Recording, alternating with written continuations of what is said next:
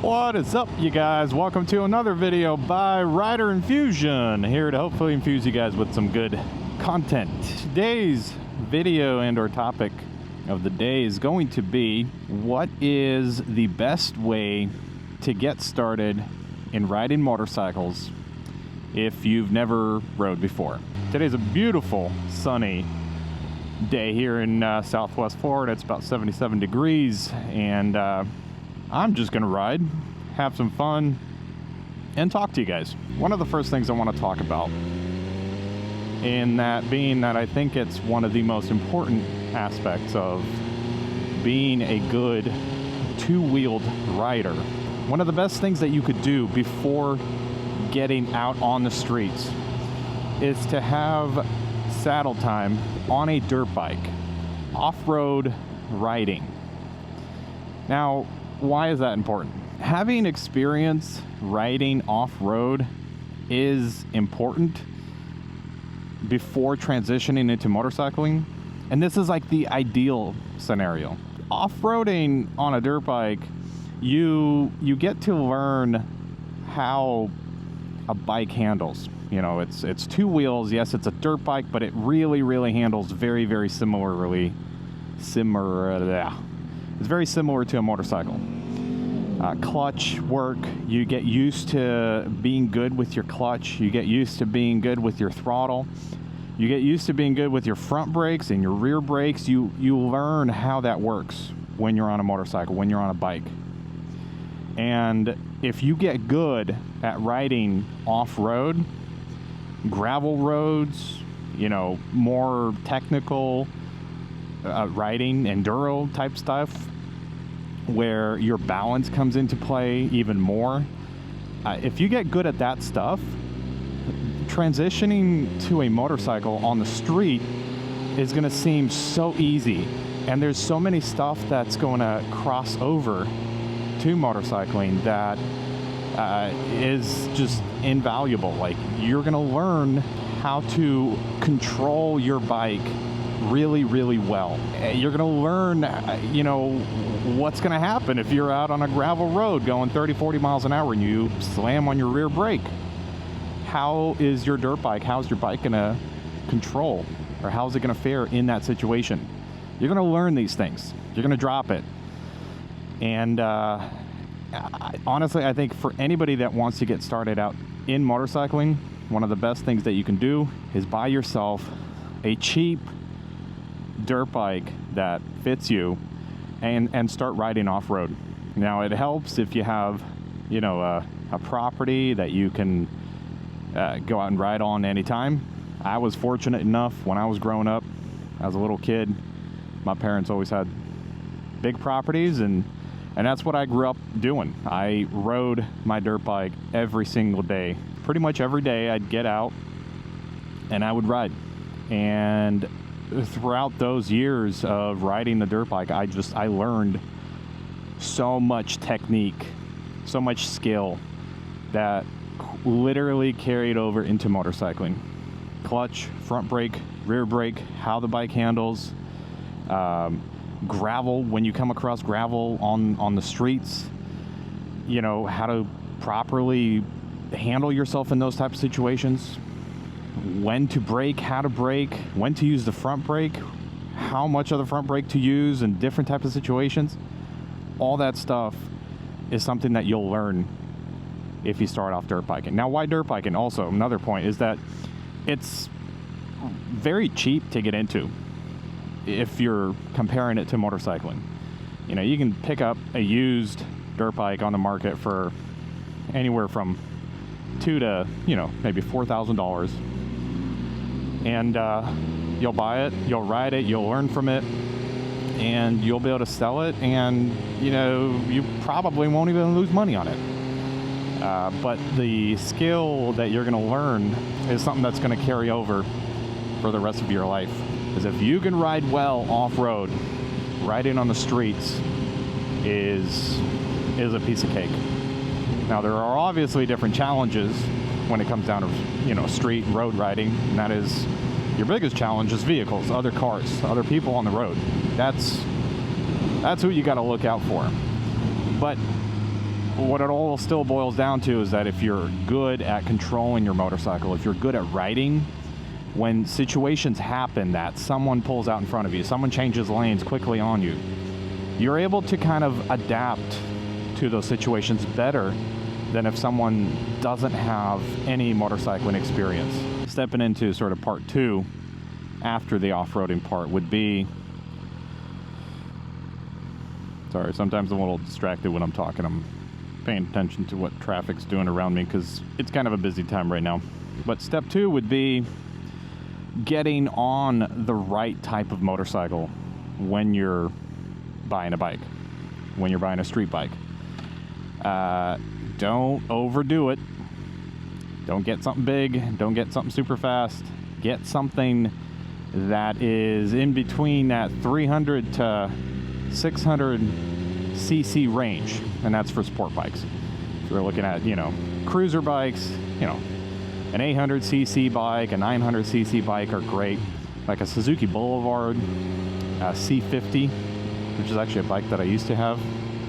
I think it's a 900 cc or 800 cc bike, but that bike rides so well, and it's such a good motorcycle to learn to ride on, because not all bikes are great to learn on. Some are harder than others, and some are just going to make the whole process much more difficult because they're a little more jerky. They're not as smooth riding, and it's going to make it harder. So buy yourself a properly sized motorcycle, something that you can easily touch the floor with your feet. So when you're sitting on the seat, you put your feet down, you can comfortably touch the ground with your feet when you're sitting on the motorcycle. That's really important. The lower you are to the ground, well, to a certain extent, but the lower you are to the ground, just the more comfortable you'll be in lower speed situations. And if there is a situation that comes up where you're gonna kind of maybe possibly drop it, if you're lower to the ground, it'll be easier for you to maintain and control that bike. And part three, section 3 of this whole talk is, you've got your off-road riding experience. And by the way, there's no such thing as too much riding experience off-road or on the road. But the more off-road that you can ride, the better you'll become. And then part 2, having the right size bike, to ride, something that's not too high off the ground, something that you're comfortable sitting on. And then part 3 is to just put in a lot of riding hours into riding, and that's what's going to get you the experience. Watching videos like this, reading books, listening to somebody else's advice, as good as all of this is, nothing will compare to actual seat time. You being on the seat, on the motorcycle, riding different situations, and learning that way. That is the best way.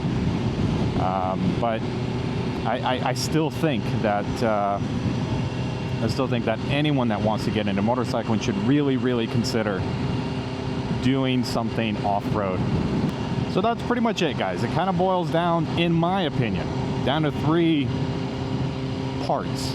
Part 1, try and get yourself something you can ride off-road, a dirt bike of some type. Maybe a dual sport would even be good. Something you can, ride off-road, not have cars and vehicles and other people interfere with your riding, and get really good at riding off-road. Ride for years, as often as you can. Part 2, getting yourself the right type of bike. I think by the type of bike, or the right type of bike, would just be something that is lower to the ground, something that's a little easier to manage and control, low in weight, as low as possible in weight. The heavier the bike is, the harder it will become to control with lower speeds. and 3 have something that's just smaller displacement engine. You know, I think somewhere in that 300 to 600 cc for a street bike range, or from that, like, I don't know, 500 to 900 cc's for your cruiser type bikes. And I think that's really it. I just, I'm kind of making this video and sharing this part with you guys because I just know that my experience off-road really plays into part with how I ride the motorcycle today. I just feel so in control of the motorcycle, even in emergency type situations, because it's happened. You know, somebody pulls out in front of me, somebody changes lanes on me, whatever else. Those situations will happen. They do happen. They've happened to me. And you know, there are situations where I know that the experience that I have off-roading really pays off. So I do make safety related type videos on my channel, so if you want to subscribe and see what else I have coming up in the near future, or something that I've already released in before this video, feel free to do so. I think you might learn a thing or two, or just, you know, hear my opinion on things. But really, I'm focused on defensive riding, good riding habits, good defensive riding, where you're always constantly aware of what's going on around you. You're always constantly thinking about sort of the worst type of situation that can come across, and that's what prepares you to be, you know, as safe as possible on the road. I don't go into, you know, like motorcycle safety gear. I know that's kind of a thing on my channel. Some people have bashed me for it. You know, you're not wearing gear, how could you talk safety? Well, the safety that I'm talking is proper riding. Not safety as in the gear that you're wearing. Because you can wear all the gear in the world. I think I might have said this in my videos before, but you can wear all the gear that there is available to you. But if you are a crappy beginner rider, you don't know what you're doing when you're sitting behind a motorcycle. I don't care how much gear you're gonna wear, you're gonna crash and you're gonna end up in a hospital sooner or later. If you ride well, you are going to limit your chances, decrease your chances at an accident happening in the first place. That's my goal, is to prevent accidents from happening in the first place. Not to say that there aren't certain situations that are just literally unavoidable.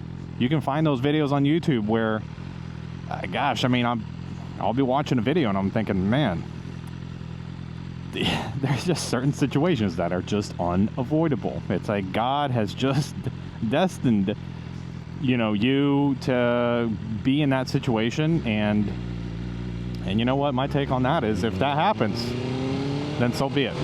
That's just meant to be. But yeah, thanks for watching, guys. If you man, it's so windy today. It's gusting up to like 30 miles an hour and blowing me around on this road, and I feel like I'm headed towards the wind right now. Feels like I'm going 80 miles an hour when I'm going 60. So thanks for watching, guys. I hope you know, learned something from today's video. And if you did, if you liked it, please give me a thumbs up on the video. That helps me out with YouTube's lovely algorithm and how things work. And subscribe if you want to see more videos like this one and other safety motorcycle related content. And I'll see you guys on the next one. Peace.